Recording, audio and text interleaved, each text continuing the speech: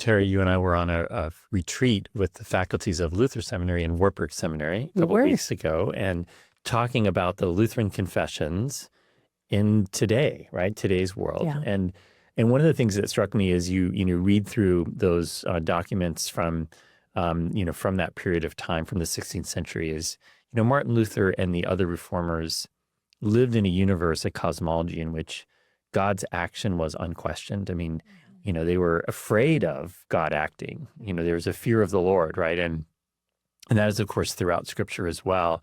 But, in the society we live in the West today, for many people, that is not the case. And so I think your language here around encounters is really important, so that if people have not experienced an encounter with the living God, then they're not going to be able to take the journey of transformation. And I think sometimes in some churches, what we do when we gather isn't really, if we're honest, all that much focused on cultivating those kinds of encounters.